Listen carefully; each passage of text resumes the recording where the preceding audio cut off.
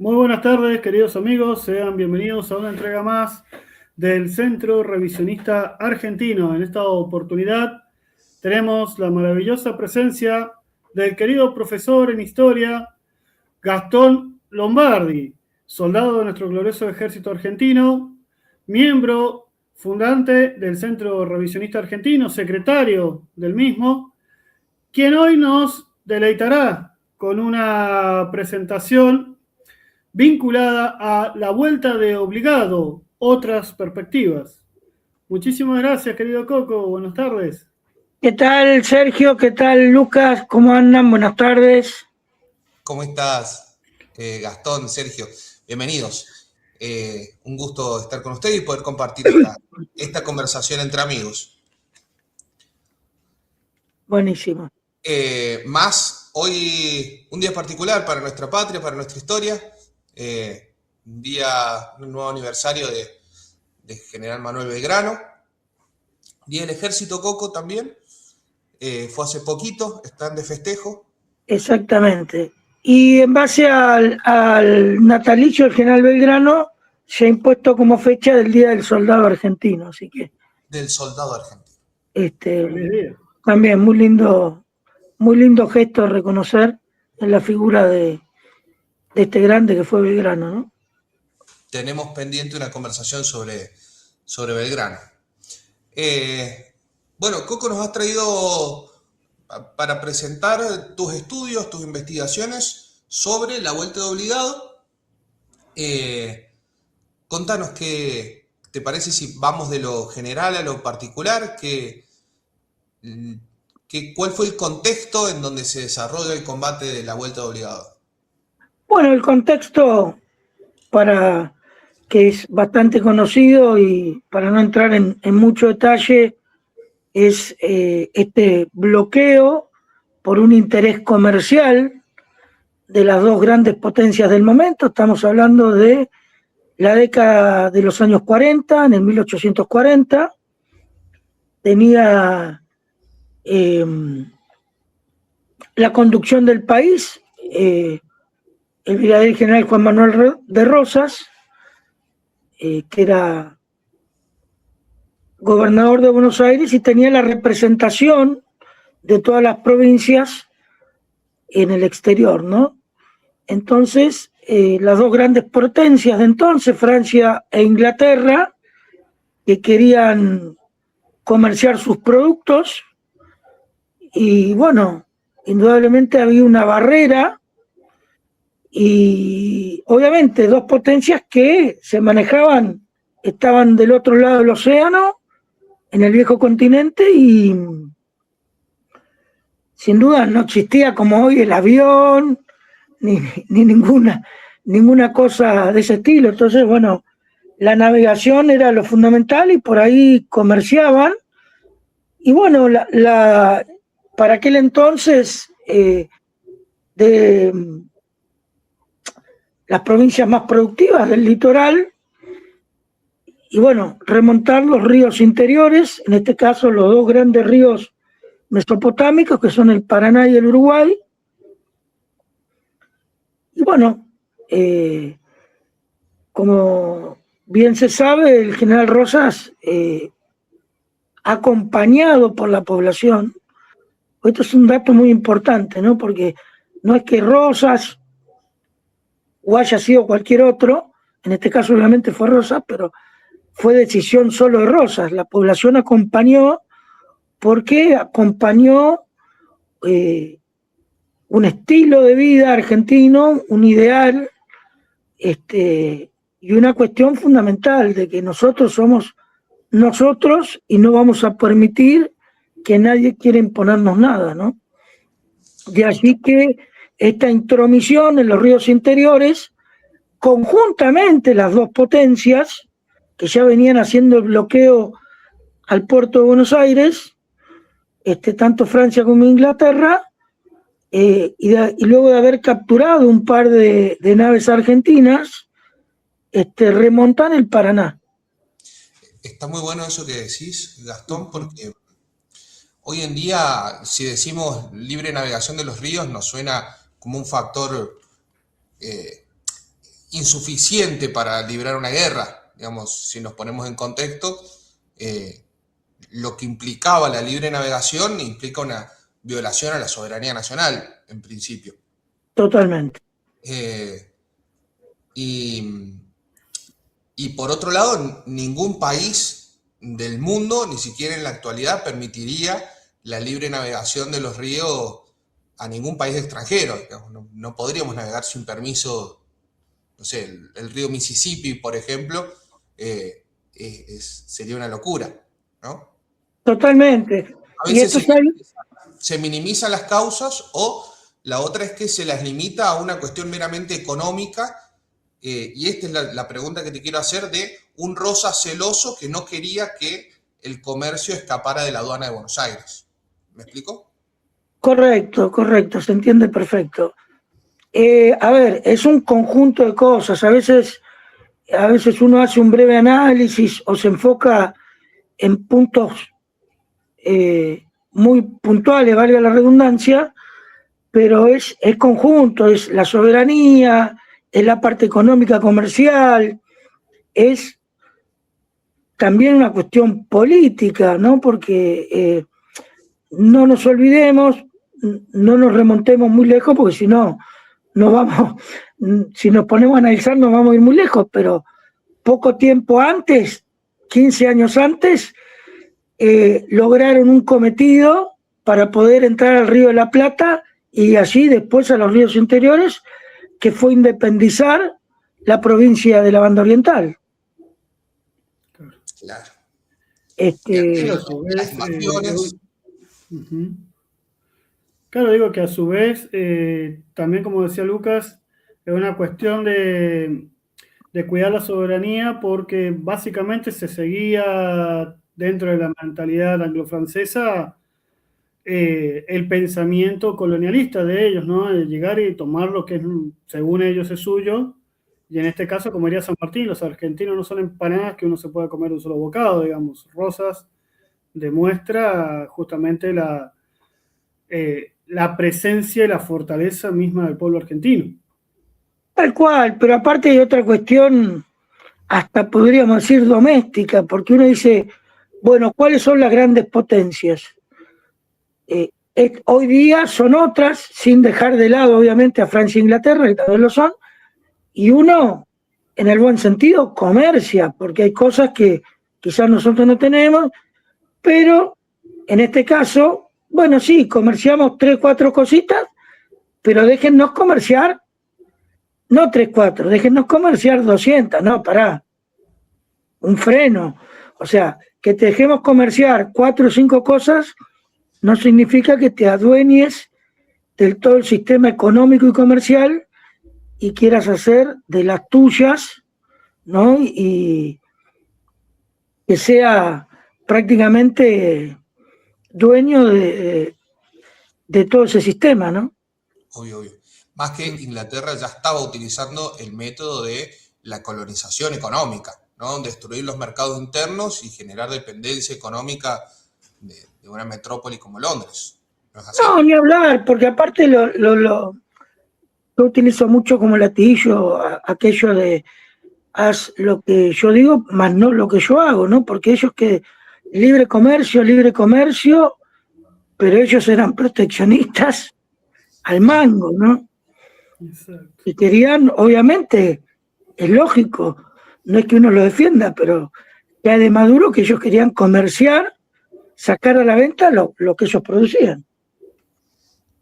Exacto. Y teniendo en cuenta que a la caída de Rosas se cuentan, creo que más de 150 fábricas con potencial crecimiento en Buenos Aires solamente, y que después de Caseros toda esa industria va a terminar desapareciendo, ¿no? Va a reflotar recién en el siglo XX.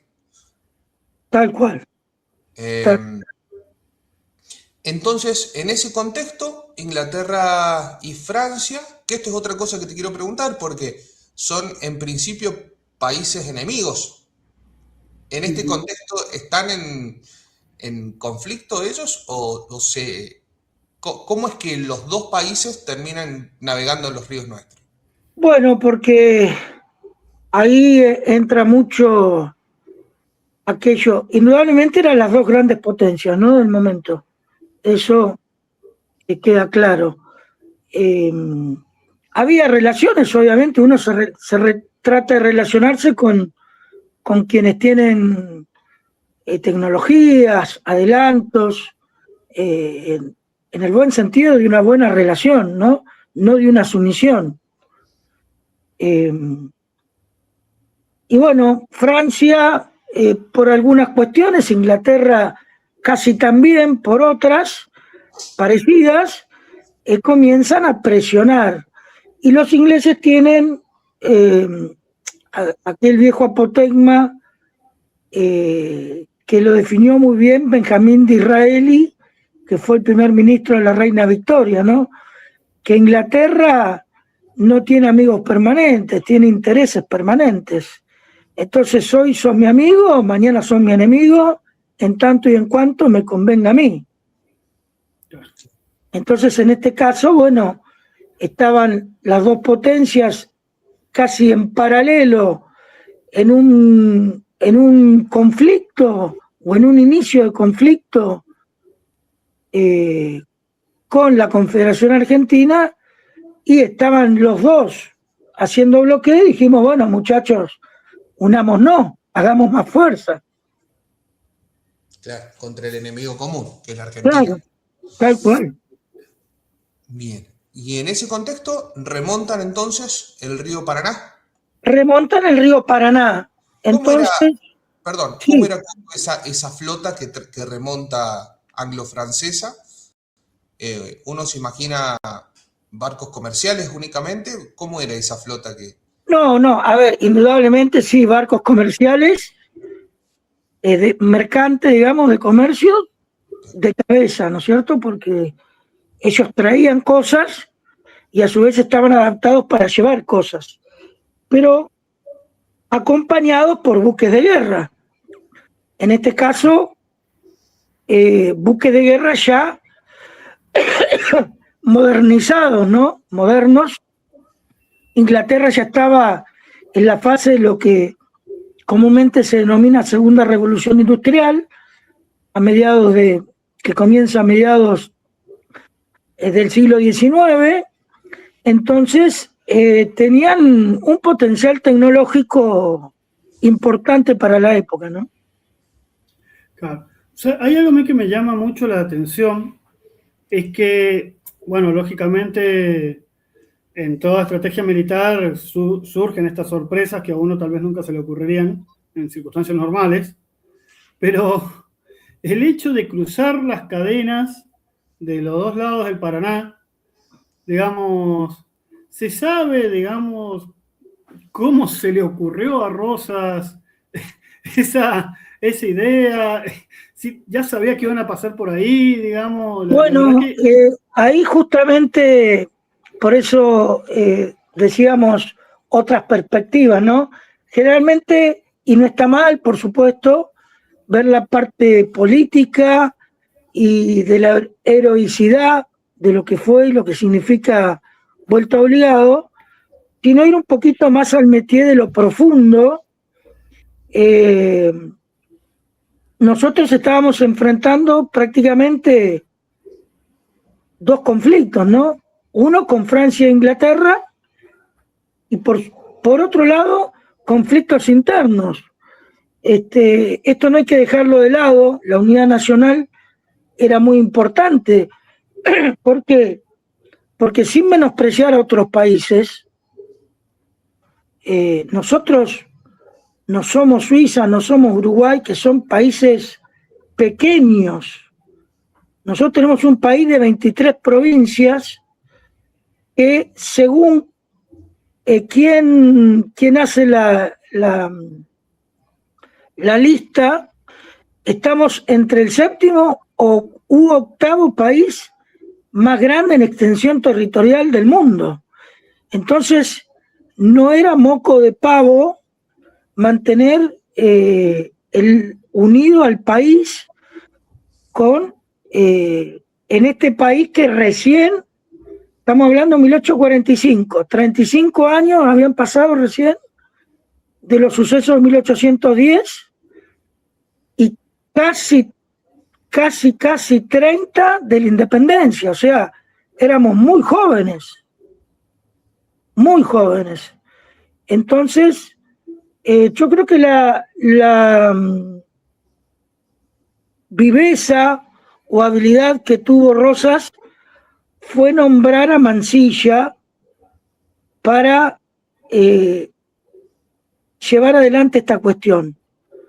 Y alguno me podrá decir, sí, Mansilla era pariente de Rosas. Sí, lo era. Eso queda absolutamente claro. Pero Mansilla no era un improvisado. Mansilla era un hombre que a los 14 años ya había estado en Buenos Aires en las 2 invasiones inglesas. Después hizo la campaña de 1812 contra los portugueses al mando de Artigas. Después estuvo a órdenes del coronel French. Para 1816 se va a Mendoza y es el primer instructor de tropas con el grado de sargento mayor que San Martín pone para destruir a las tropas. Rápidamente, había mucha tropa voluntaria, más allá de que había algunos regimientos ya formados, mucha tropa voluntaria para engrosar la fila del Ejército Libertador. Había que instruirlo, porque no eran soldados profesionales. Entonces, San Martín lo pone a Mansilla a cargo de eso. Y por otro lado, Mansilla fue gobernador de Entre Ríos. Conocía el lugar. O sea, no solo era un ávido soldado, sino que conocía el lugar. Porque Rosas podría haber mandado a cualquier otro, muy experto militar, pero sin el conocimiento del terreno, que yo creo que también es algo clave, podría haber pasado cualquier cosa, porque, a ver, sabemos que lo que pasó fue una derrota, pero esa derrota implicó otra cosa también, que a eso vamos a apuntar, ¿no es cierto? Perdón, Gastón. Sí. Cuando ocurre la batalla de Obligado, ¿Mansilla está en el cargo de gobernador? No, ya no era gobernador, pero conocía la zona muy bien. O sea, en él se unen 2 cuestiones fundamentales. Su experiencia militar, que no era un improvisado. Por otro lado, era un tipo bastante afable, o sea, tenía ascendencia con la gente y el conocimiento del terreno. Porque él es el que dice propiamente, cuando Rosas le encarga ver cómo frenar a esta gente que se estaba metiendo por los ríos, y Mansilla dice, no, yo sé dónde tengo que poner la primer barrera, y el lugar es, no había otro lugar. Hoy lo vemos, y si tenemos que analizarla en perspectiva de aquellos años o actual, ese era el lugar clave. ¿Por qué Gastón? ¿La Porque Vuelta de Obligado es un lugar geográfico? es un lugar geográfico, se llama de Obligado porque cerca está el castillo Obligado, que era la estancia de Carlos Obligado, Carlos y Rafael Obligado, el hijo, los 2 grandes poetas argentinos. Uno de ellos, da la casualidad, fue el que escribió la que hoy conocemos como la Marcha de Malvinas.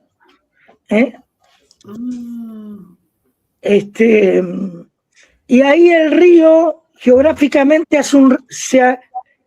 medio como que se angosta y hace un recodo difícil de atravesar en todo sentido del aspecto naval. Entonces, él se instala ahí. Sergio me preguntaba recién el tema de las cadenas, ¿cómo se le ocurre? Exacto. Yo creo que a Mansilla, más allá de la viveza criolla, que no, sin dudas está, él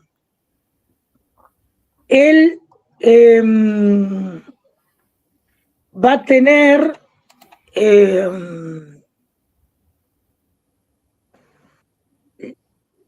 ¿cómo decirlo? A ver, él va a tener la expresión de experiencias pasadas, porque no es que a Mansilla, digamos, fue el primero que se le ocurrió, no, absolutamente para nada. Por eso también, en este caso puntual, ¿no?, del tema de las cadenas, por ejemplo, que preguntaba Sergio, es interesante el análisis propio de la historia militar, ¿no? Porque ¿para qué nos sirve? La historia militar, estos últimos 20 años, 15 años, ha resurgido bastante el estudio de la historia militar, con nuevas perspectivas. Hay muchos análisis, bueno, hay toda una historiografía de cómo se analizó en distintas etapas la historia militar.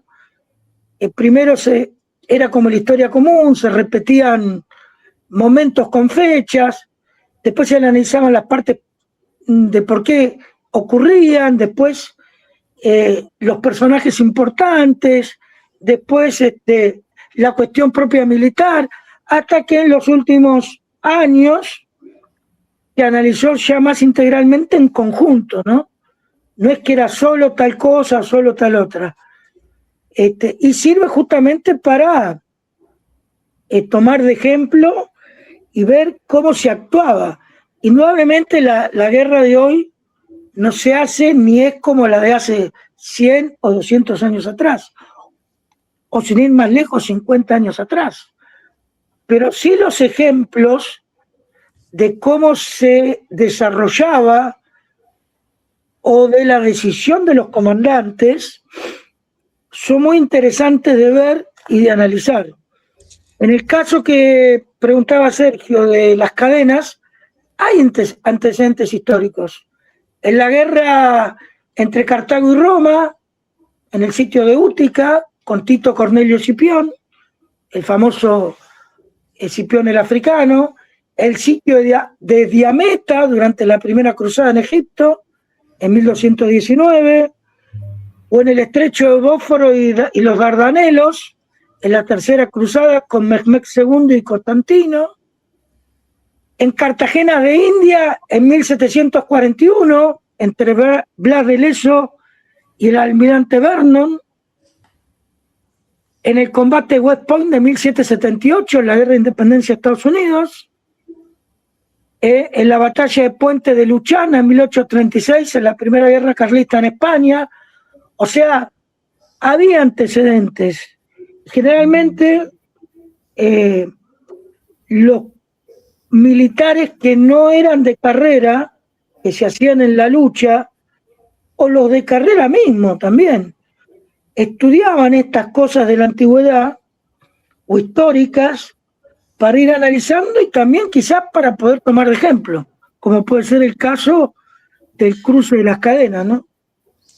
Claro, recordamos para aquellos que son ajenos a la historia argentina, quizás, bueno, YouTube es un medio súper amplio, pero Mansilla decide encallar algunos barcos y cruzar cadenas para cortar el río, para cortar el avance de esta flota anglo-francesa. Tal cual. Exacto. Y por otro, sí, por favor. Que a mí siempre me llamó la atención. ¿Hubo un optimismo en que esas cadenas realmente iban a frenar el avance? ¿O fue más un carácter simbólico de acá no pasa, como dice la canción? Yo creo que las dos cosas. No hay esto es una opinión mía. Obvio, por supuesto. Creo que las dos cosas, porque, a ver, si hacemos una analogía con Malvinas, es otra lucha por la soberanía. se hizo lo que se pudo con lo que se tenía. ¿Sí? Esto es muy claro. Lo mejor que tenían en ese momento era eso. Y creo que quizás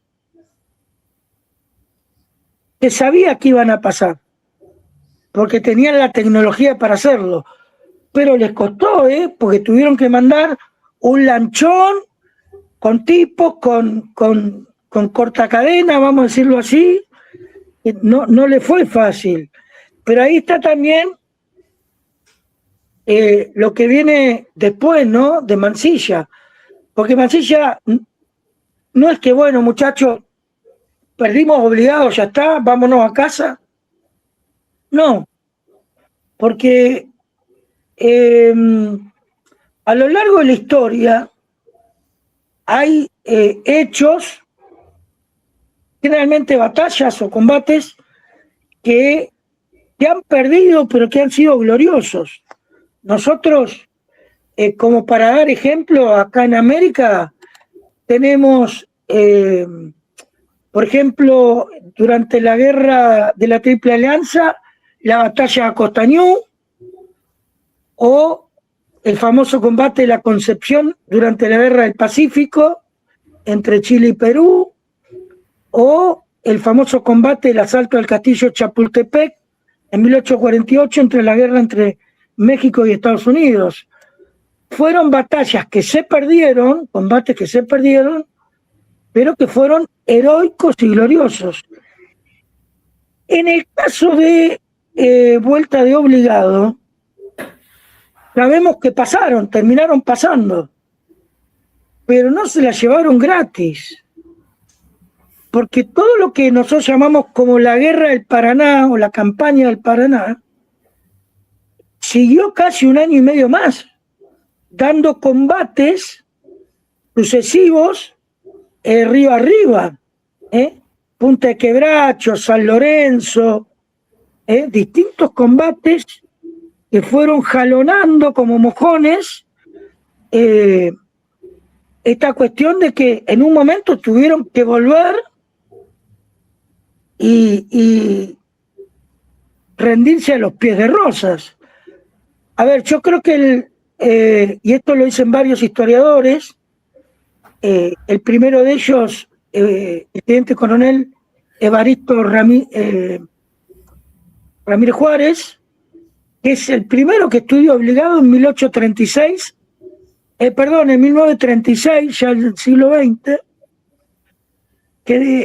y muchos historiadores más que han ahondado en el tema, de que no les costó tanto a los ingleses perder su mercadería y su flota averiada, tanto que reconocer la soberanía y tener que saludar el pabellón argentino con 21 cañonazos.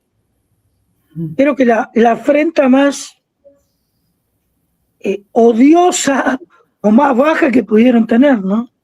Por tercera vez, por tercera vez en 30 años. Sí, a ver, uno se trata de poner, a ver, ¿qué quiero decir con esto? Seguramente les afectó también perder la mercadería y tener la flota averiada y perder gente. No es que no le haya afectado, pero lo otro fue como algo más tocante a su sentimiento, ¿no? Al orgullo sería, porque al creerse potencia. Claro. Mirá, yo me acuerdo que traigo algo a referencia que creo que los pinta de cuerpo entero, ¿no? La famosa caballerosidad inglesa, ¿no? Que yo cuando era chico, bastante chico, me gustaba mucho todas las cosas sobre el Titanic, entre tantas cosas, ¿no? Entonces había conseguido varias literaturas de cosas del Titanic, y en una de ellas, no recuerdo ahora el autor, decía que el capitán Smith del Titanic tenía un megáfono en ese tipo cono, ¿no? Que mientras el Titanic se hundía y la gente toda bien emperinjollada, como diría mi abuela, se desesperaba, corría de un lado al otro. Smith les decía, no se desesperen, sean británicos, o sea, mantengan el honor del imperio, sepan bien morir. Claro, o sea, herirles el orgullo nacional de ellos, que se creían invencibles, creo que es más profundo y más, ¿cómo poder llamarlo? Más intenso, a palabras de hoy, que haber perdido, no sé, 20 cajas de vino, por decir un ejemplo, ¿no? Es como que acá en Obligado se ven tres cosas, me parece a mí, digamos. Primero, bueno, la defensa de la soberanía, que es la que celebramos con orgullo. Por otro lado, también es una victoria pírrica, sí, porque también, como decía el general San Martín, vale más una derrota bien peleada, vale más que una victoria casual.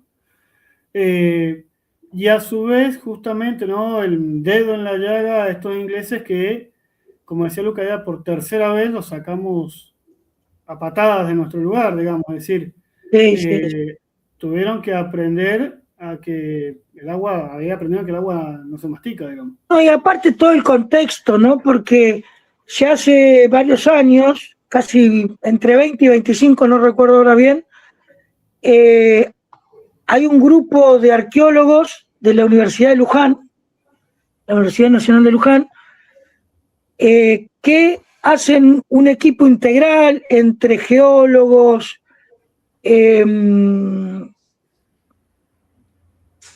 no me sale ahora el nombre, se me fue, de todos los que estudian el medio ambiente también, historiadores, bueno, una gama amplia integran este equipo, obviamente la mayoría arqueólogos, hay historiadores, y estos últimos 4 años también veteranos de Malvinas, entre los cuales conozco a varios, que 1 o 2 veces al año van a Obligado a hacer excavaciones, y gracias a ello y a los estudios que han realizado, se ha podido determinar ciertas cuestiones que creo que son de suma importancia y determinante.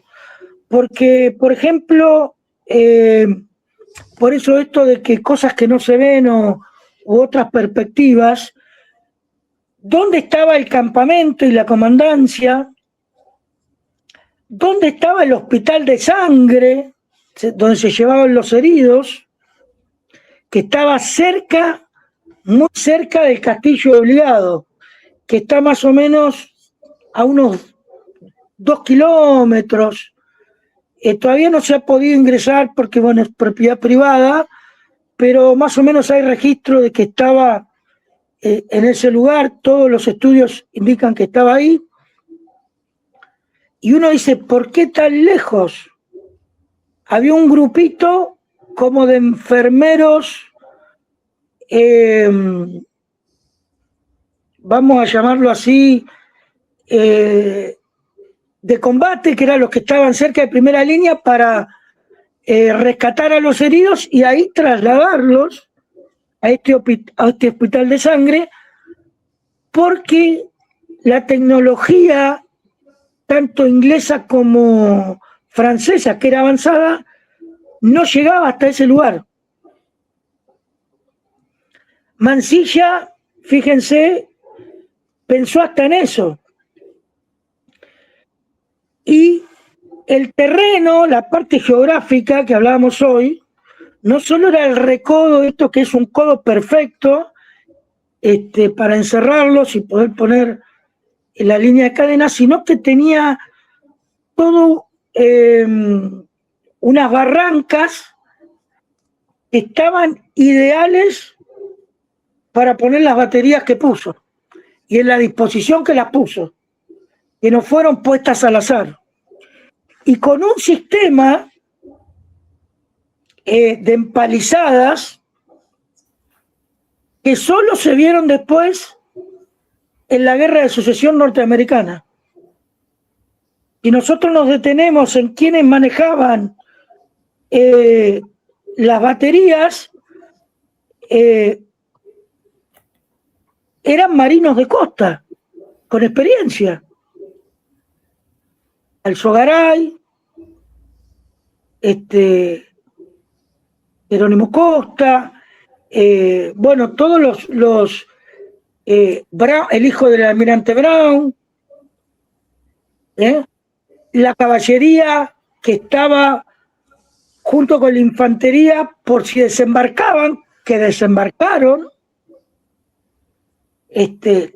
La caballería estaba a cargo de un experto muy joven, que era Facundo Quiroga hijo, que vivía en esa zona de San Pedro, y la infantería fuerte estaba a cargo de un regimiento avesado en combate, que eran los patricios. Después había milicias, milicianos que vinieron de San Nicolás, de San Pedro, y el hospital de sangre a cargo de un gran cirujano que era el doctor Sabino O'Donnell, y de unas valientes mujeres encabezadas por Petrona Simonino. Quiero decir, Mansilla no fue un improvisado. O sea, tenía bien claro cómo distribuir las tropas, qué hacer, cómo hacerlo. Tanto es así que el combate duró casi 10 horas.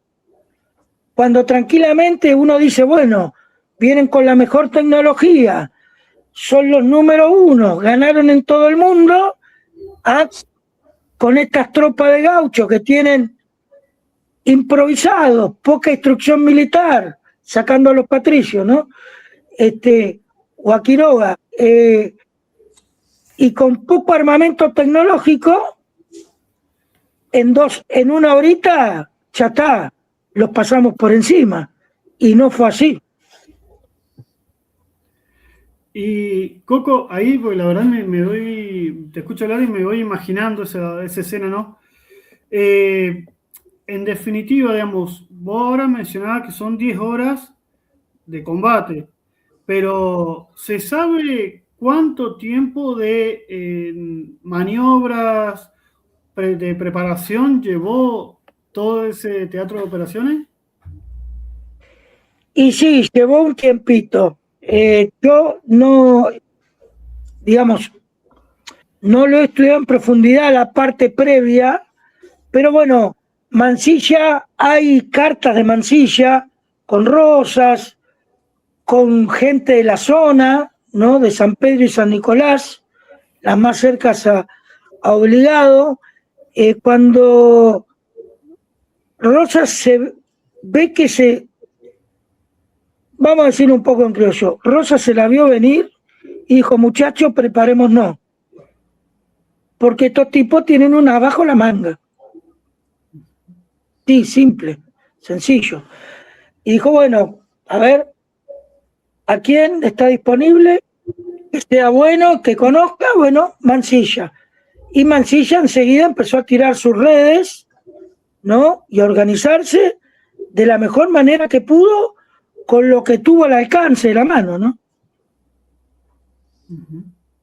Pero realmente fue o sea, uno diría lo que tuvo a la mano, pero eso que tuvo a la mano realmente eran, o sea, le pusieron el pecho a las balas y era lo mejor también, porque como me estás mencionando, o sea, tenemos... No, sin duda, a ver, yo siempre también utilizo esto, que cuando me preguntan muchas veces ¿por qué Argentina? ¿O qué tiene Argentina? O a veces a los extranjeros, uno ve videos de gente que viene a pasear o que se viene a vivir, y bueno, Argentina tiene todos los climas, unos paisajes divinos, la comida, pero lo mejor que tiene la Argentina no es que eso no sea bueno, es buenísimo. lo mejor que tiene Argentina es su gente. O sea, más allá, y acá está la combinación, creo que más perfecta. El ingenio y el intelecto, no solo de Rosas, sino de Mansilla, que es el que pone en práctica todo esto, con lo que tenía y con todo lo que les vengo mencionando de la elección del lugar, de cómo puso la batería, cómo las armó, el tema del hospital, bueno, todas estas infinidad de cosas que veníamos conversando recién, sino el valor de la gente, porque la gente, yo creo, sacando a Mansilla y a Alzogaray y a Brown y ¿cómo se llama? A Quiroga y al resto, o a los patricios mismos, que ya era un regimiento profesional. El resto de la gente era gente voluntaria, eran milicianos. Calculo que al ver venir semejante flota por el río, desde la posición que tenían, que las veían de lejos desde la barranca, y se habrán preguntado, ¿qué hacemos acá? Tengo entendido que... Perdón. Sí, por favor. No, entendido que incluso hay testimonios de que una vez que avanzaron, que pasaron las cadenas, desembarcaron en varios pueblos, de hecho hicieron estragos en algunos pueblos. Cuenta una de las fuentes que cada vez que se querían bajar o en cada recodo del Paraná, los recibían con disparos, gente de argentinos de bien, digamos. Sí, tal cual. Vivían con disparos. Digamos. Bueno, esta cuestión de que yo les mencionaba, de que se fueron moviendo, no solo estratégicamente para no caer, sino porque tampoco había mucha gente, a ver. Entonces, vamos a ponerlo con números, había 100, bueno, combatimos, pum, pum, pum, dejamos 10, por la duda, los otros 90 siguen y los esperan más arriba, ¿me entendés? Entonces, claro, todo esto, es muy difícil avanzar. Sí, tal cual, pero bueno, toda esta estrategia también de fustigar, de intimidar, para no dejarlo, o sea, que no pasaran así como así, ¿no? Todos los combates sucesivos que se libraron durante un año y medio, Punta de Quebracho, San Lorenzo y demás, mientras fueron avanzando, los terminó desgastando porque fueron perdiendo gente, se les fue averiando las naves, se fueron quedando sin provisiones, porque a veces no se les dificultaba bajar a buscar provisiones porque, como bien decís, Lucas los fustigaban, ¿no? Los esperaban con lo que tenían y les daban. Yo te quiero preguntar, Gastón, Sí. Entre esos soldados invasores, tengo entendido que venía un personaje bastante polémico, que es Garibaldi. Sí. ¿Es así? Bueno, mira, lo de Garibaldi, algunos dicen que sí, otros dicen que no, pero bueno, no es de extrañar, porque Garibaldi estaba en la zona. Garibaldi tuvo mucha influencia en el sentido de que estuvo rondando, y sí, obviamente influenció sobre algunos personajes de acá propios, ¿no? Toda la zona del sur de Entre Ríos. Es más, en mi pueblo, que yo soy de Gualeguay, está todavía el sitio que hay una placa y en el museo está el tronco de palmera donde lo tuvieron atado siendo prisionero porque él hacía incursión y saqueaba. La vecina ciudad nuestra, Gualeguaychú, la saqueó. Después estuvo en Uruguay. Era no era el famoso romántico, era aventurero, pero no era el famoso romántico aventurero.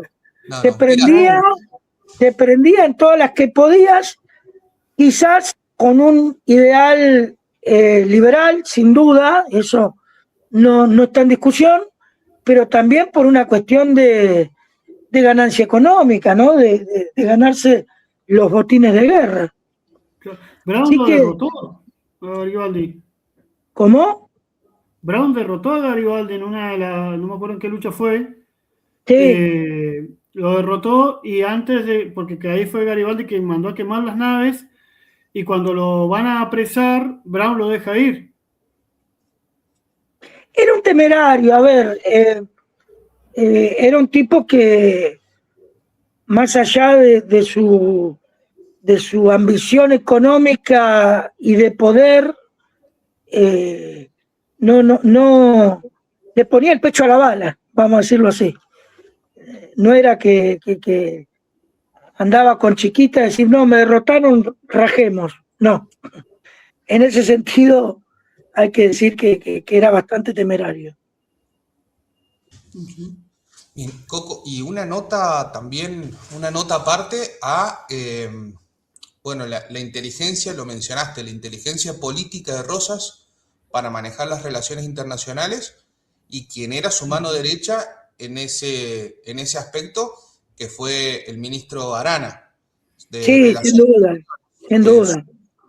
¿Podrías comentar algo de su actuación? No lo tenés presente. Bueno, Arana, la verdad que, a ver, de las pocas, nosotros hemos tenido diplomáticos, no solo embajadores, sino diplomáticos, ministros de Relaciones Exteriores, 4 o 5 nomás de ellos, a lo largo de la historia argentina, muy buenos, ¿no? Muy buenos. Entre ellos Arana, ¿no? Tenía no solo la firmeza política, sino también la habilidad de saber, dentro de esta firmeza, imponerse, y lo podemos traducir en criollo, de enroscarle la víbora al enemigo, ¿no? Porque, a ver, voy yo con un papel, yo, don nadie, hacerle firmar al dueño de la empresa X que se te ocurra y convencerlo, no sé, es o porque soy muy bueno o porque tengo mucha labia. Yo creo que en Arana se resumían muchas cosas también, o sea, era un tipo muy inteligente, muy hábil, muy firme, muy convencido de lo que hacía, y tenía la capacidad y la habilidad porque, a ver, esto de la viveza criolla, que muchas veces uno se ríe y demás, porque a veces se usa como una cuestión pilla, digamos, ¿no? De engrupir, pero hay que tener, cuando uno negocia en todo aspecto y sentido, en este caso, una negociación de alto vuelo, ¿no? Porque es a nivel soberanía, a nivel país, tener la astucia necesaria para saber imponer y conseguir lo que quiero del otro, sabiendo que el otro tiene años en esta materia y que a su vez tiene poder, porque los ingleses en diplomacia siempre han tenido una astucia magistral, y sin lugar a dudas de imponer, porque ellos tenían la fuerza. Y los doblegó. Sí. Vinieron, como dicen los chicos de hoy, vinieron al pie. O sea, che, bueno, volvimos a esta campaña de año y pico, perdimos todo, perdimos hombres, perdimos materia prima, perdimos, averiaron los barcos, arreglemos, no queremos sufrir más. Bueno, listo, reconoceme la soberanía, y como prueba de que me reconoces eso, no solo me firmás el tratado, sino que me saludás a la bandera. Es un genio. No, Cañonazo, ¿no? no, un genio a todo vapor. Pocos hemos tenido esos, pocos. Increíble, ¿no? Y Coco, una consulta, ¿no? Teniendo en cuenta todo este análisis que nos ha mostrado sobre la vuelta de obligado, el desarrollo y demás, ¿se podría decir que junto con el cruce de los Andes e incluso Malvinas, la vuelta de obligado fue uno de los hechos que más unió a los argentinos en cuanto a la defensa de la patria? Y yo creo que fue, obligado está entre lo simbólico y lo fáctico.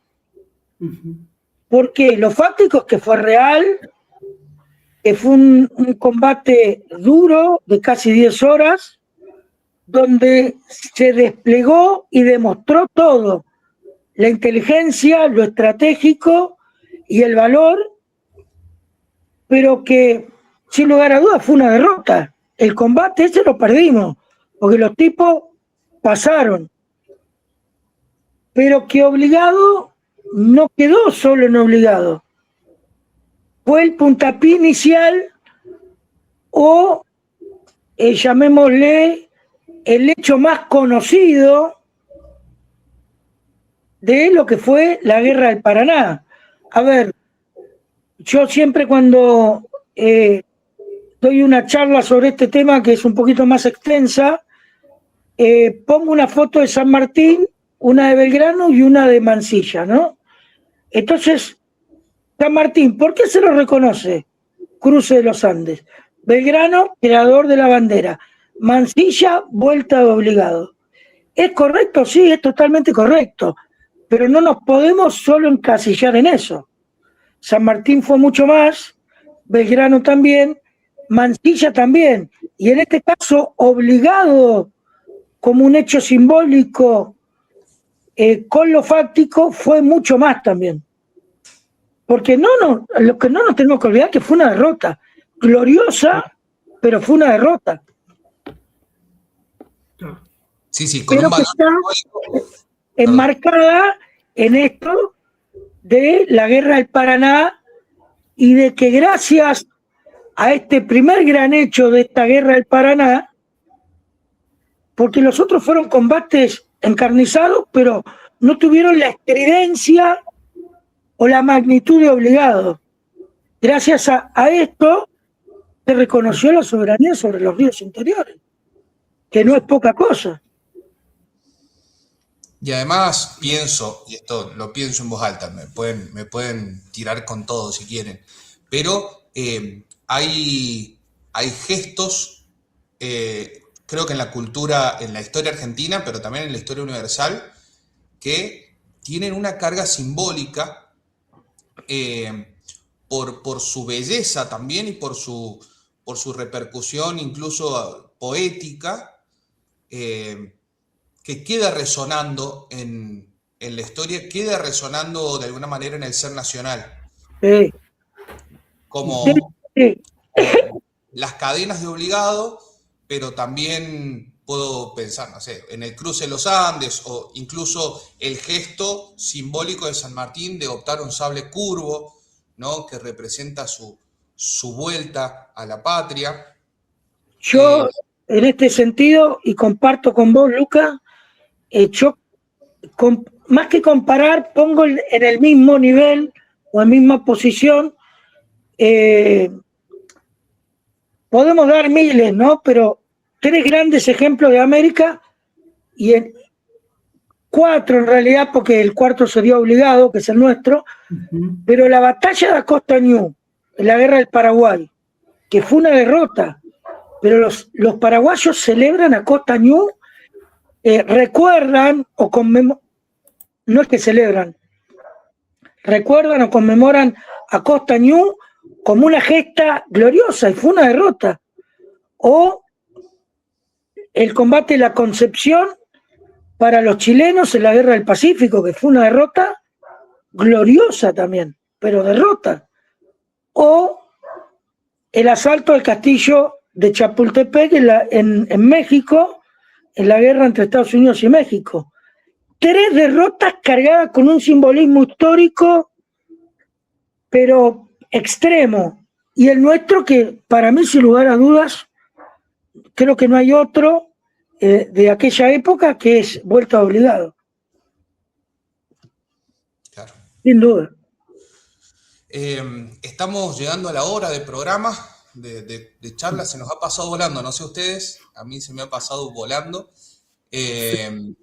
No quería dejar de preguntarte, Coco, y de nombrar el eco que tuvo en el mundo la Guerra del Paraná, pero en la Vuelta de Obligado. Y particularmente en un personaje que la estaba siguiendo muy atento y que se ofreció, tengo entendido, a interceder como diplomático, que fue San Martín. Sí, sí. Algo al respecto? A ver, los grandes periódicos de la época se hicieron eco de esto. Hay, a ver, es de público conocimiento, uno lo puede buscar hoy que tenemos la facilidad de la tecnología con la internet, están.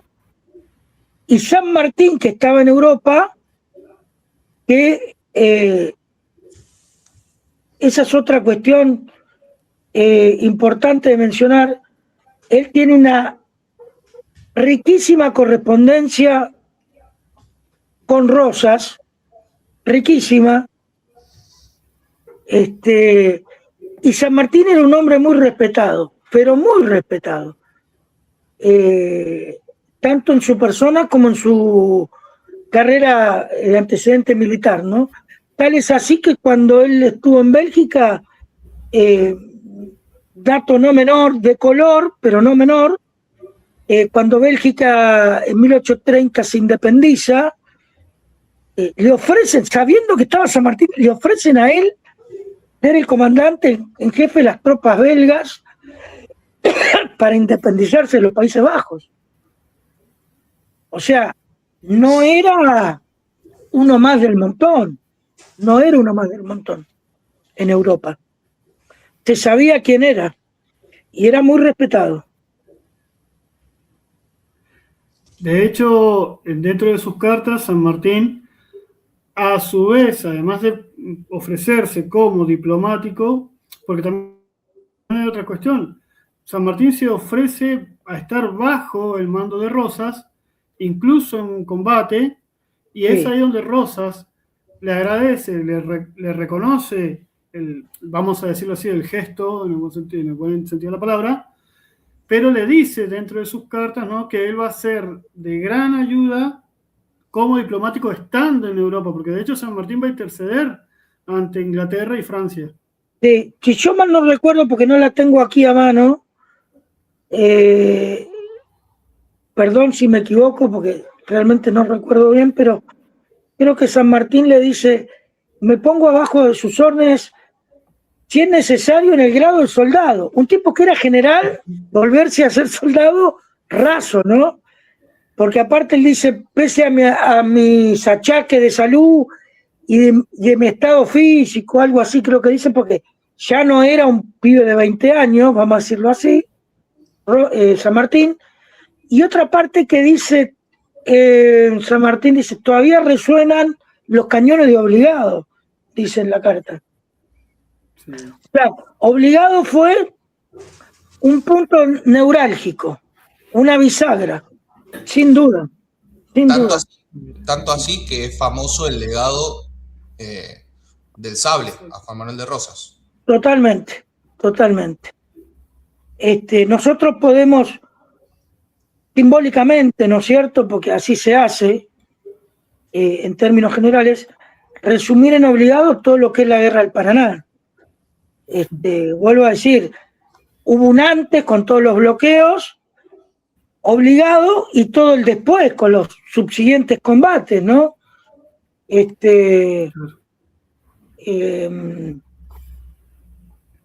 tenemos, qué sé yo, Punta Gruesa, San Lorenzo, El Quebracho, bueno, puedo nombrar, y escaramuzas varias más chicas a lo largo del camino, ¿no? O sea, no es que ganaron en obligado y se la llevaron de arriba, para nada. Para nada. Coco, y digamos, lejos de querer interrumpir ni cortar, ni mucho menos, hay algo que me llama la atención y es que tan lindo de nuestra historia argentina que justamente es una capacidad propia tanto de los profesores de historia como de nuestros patriotas, tanto en Malvinas como en general, soldados preparados en general. Se podría hacer, digamos, como una, vamos a decirlo así, una arenga, un testimonio, ¿no? Alentando justamente a nuestro país que pueda haber en nuestra historia, como en este caso nos compete obligado, este sentido de reavivar nuestro amor a la patria, nuestro amor a nuestra propia historia. Sí, yo creo que sí. En esto que yo les comentaba hace un ratito, hay un par, muchos lo han hecho, yo me sumo a eso, muchos colegas nuestros, de tener obviamente salvando las distancias, ¿no? De casi 100, 130 años, ¿no? De Malvinas con obligado. No solo es largo de explicar, ¿no? Pero no solo por el hecho de la soberanía nacional, eso está fuera de discusión y no hay dudas, que es la defensa de la soberanía nacional, sino de esto que yo les comentaba, de que se hizo lo que se pudo con lo que se tenía. Y en Malvinas pasó exactamente lo mismo. Malvinas es hoy el punto neurálgico y me arriesgo a decir que el único punto neurálgico que hoy existe de unidad nacional. Porque, sin entrar en muchos detalles, sabemos que se han destruido las instituciones, se está destruyendo el alma nacional en todo aspecto y sentido, pero nos queda algo que nos une a todos, bajo un símbolo, que eso hay que reconocerlo, con sus altos y bajos, nuestra bandera sigue uniendo en todo aspecto, nuestra bandera nacional, y lo que más, a veces la gente no lo ve, que es lo que la gente de afuera, de otros países, nos ensalzan o nos distinguen del amor y el respeto que tenemos a la bandera. No solo el hecho en sí de la tela, vamos a decirlo muy, muy comúnmente, sabemos que es una tela, ¿no? Físicamente la bandera, sino todo lo que representa la bandera.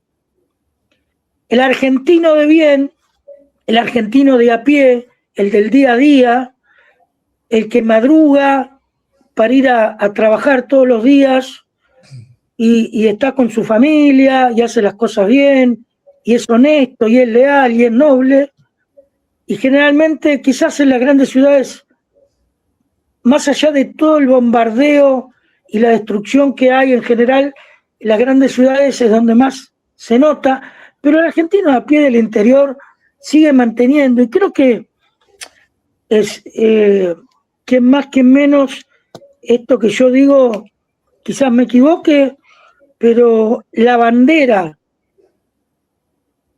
como símbolo de unidad, los colores, uno ve el orgullo de cualquier equipo, de cualquier deporte, cuando van a competir afuera, y ese amor a la camiseta, que son los colores nuestros, los colores de nuestra bandera, los colores nacionales, y esa emoción que sienten cuando ganan y suben al podio y se levanta la bandera y se toca el himno, o Malvinas. Hoy Malvinas, por distintas cuestiones, está en boca de todos. Y obviamente se une Malvinas con la bandera, ¿no? No están separados. Malvinas es hoy la causa de unidad nacional, como lo fue en su momento obligado. La defensa de la soberanía, repito, y el haber hecho lo que se pudo con lo que se tenía. Sí, totalmente. Y además, Coco, pienso que también a nuestras generaciones el siglo XIX nos queda muy lejos. Y el siglo XX es un siglo impregnado en la historia. Bueno, esto es opinión mía, ¿no? Pero es un siglo de miserias en la historia argentina, de poca epopeya, de poca épica, de poca gloria. Las cuestiones se dirimen en líneas generales en la politiquería o se dirimen en el campo intelectual, pero hay poca gloria. Y la epopeya y la gloria y el despertador espiritual, esto que decía Caturelli, si no me equivoco, es Malvinas. Sí, sin dudas. Muy interesante. Yo creo que en líneas generales, Lucas, lo que acaba de mencionar, muchos colegas y muchos escritores y intelectuales, grandes maestros, coinciden y nosotros coincidimos con ellos, ¿no? Y creo que la gente en general, que más o menos tiene cierta capacidad, también esta gente que yo digo de a pie, coinciden en eso, ¿no? Malvinas es el punto neurálgico de la unidad nacional. Es lo que todavía hace que el país no se haya desintegrado y nos disgreguemos todos para cualquier lado. Bueno, antes de terminar, Coco, perdón, te empecé diciendo Gastón, después ya Coco, ya no. No hay problema, estamos en confianza y hemos tratado de hacer esto coloquial, con un idioma que puedan entenderlo todos, hasta los chicos, ¿no? Porque lo importante, más allá de lo académico, que los tres lo somos, es que la gente de a pie o los chicos también lo puedan entender, ¿no? Porque si nosotros nos ponemos en un lenguaje excesivamente académico, quizás pasemos hasta por aburridos, dirían los chicos hoy. Sí, sí. ¿Qué es lo que pasa en el gremio de los historiadores profesionales, no? Sí, tal cual. Se enroscan en sus propios léxicos y abstraídos de la realidad histórica. Pero, Coco, quería hacerte esta pregunta. Sí. ¿Material bibliográfico, libros, artículos que recomiendes para acercarnos a estudiar la vuelta obligado o autores que lo hayan tratado? ¿Qué nos recomendarías? Bueno, hay varios. No los tengo acá a mano. Me los olvidé, voy a ser sincero, me los olvidé en la oficina. En el devenir de traer la computadora para poder hacer este coloquio, me los olvidé, pero tenemos Eduardo Campos, que es un historiador bastante nuevo, es un periodista, un hombre grande, de San Pedro, que ha escrito varios libros sobre obligado. Después, bueno, el clásico, que es Evaristo Ramírez Juárez. Y no sé si por acá tengo, a ver, ya les voy a decir, denme un segundo, a ver si tengo por aquí en la compu.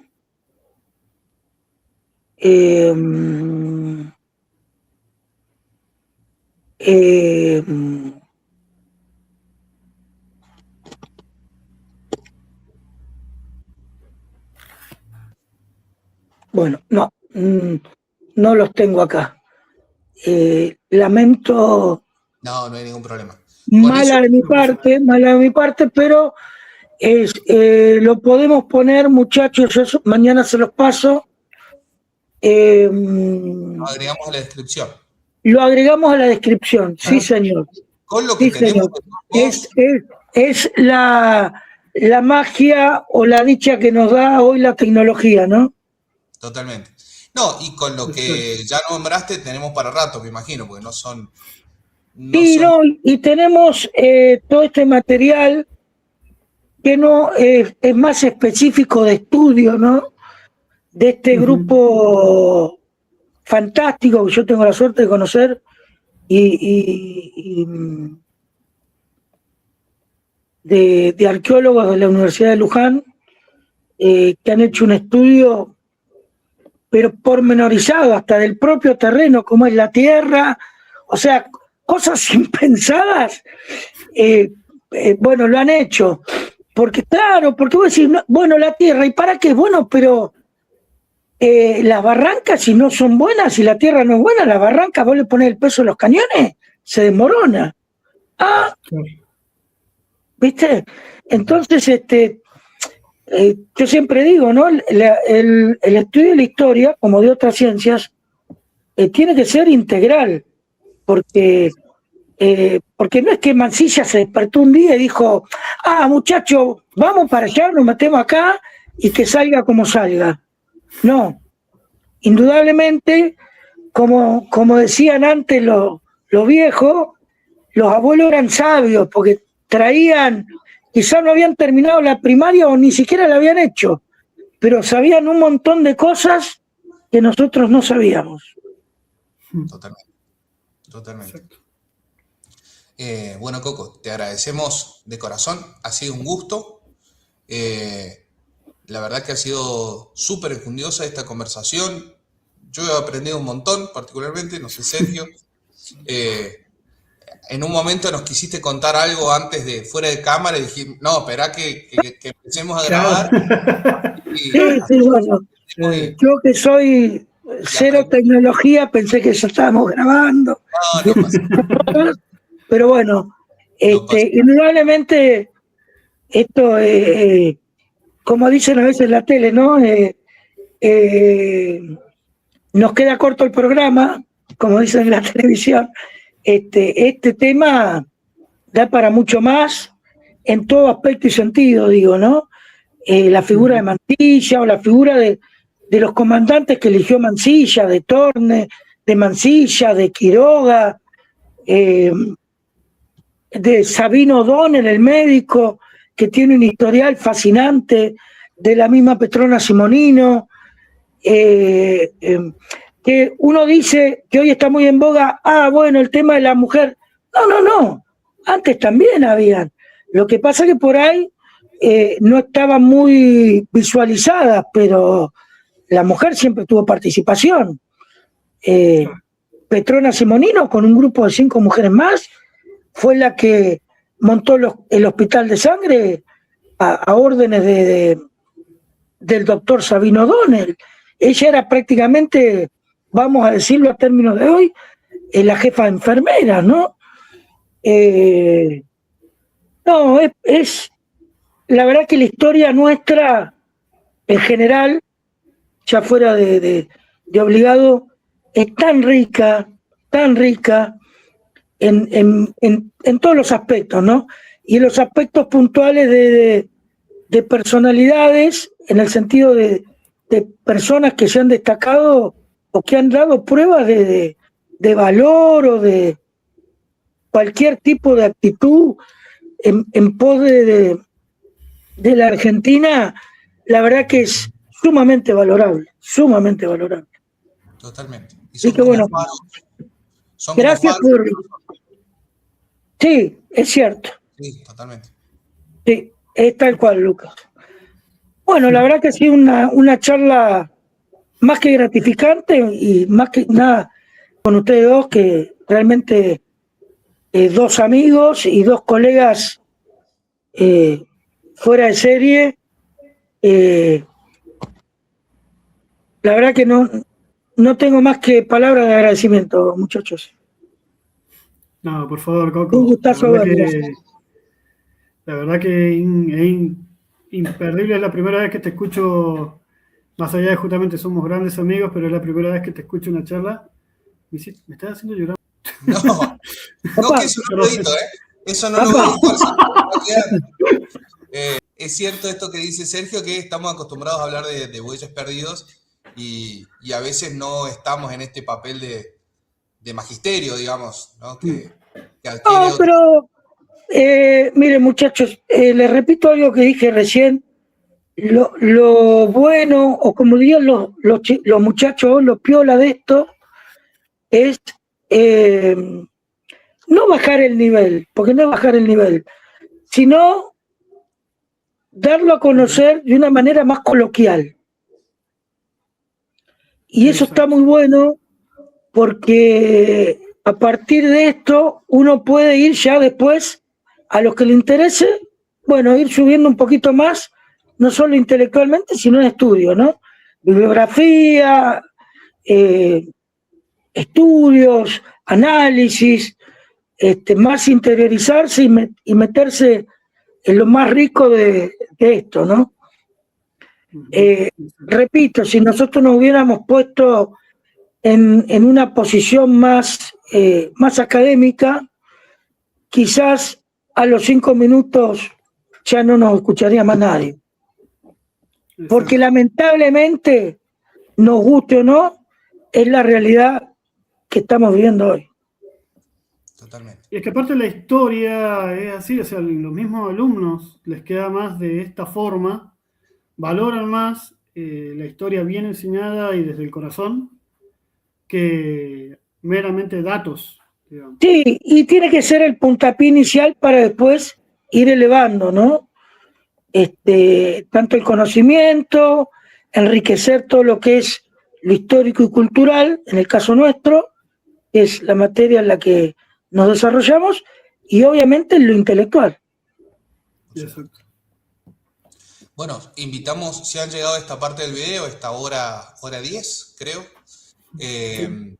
Si han llegado hasta acá, que se suscriban al canal, que lo compartan, que comenten, incluso si no están de acuerdo, que eso nos ayuda muchísimo a difundir esta obra que es la difusión de la historia, que bien dijo Coco, la necesidad de esta divulgación de la verdad, necesita el apoyo de todos, ¿sí? Y ya suscribiendo, compartiendo, poniendo me gusta en el video, es una ayuda grandísima y que cuesta muy poco, así que apelamos a esa generosidad y a ese compromiso también.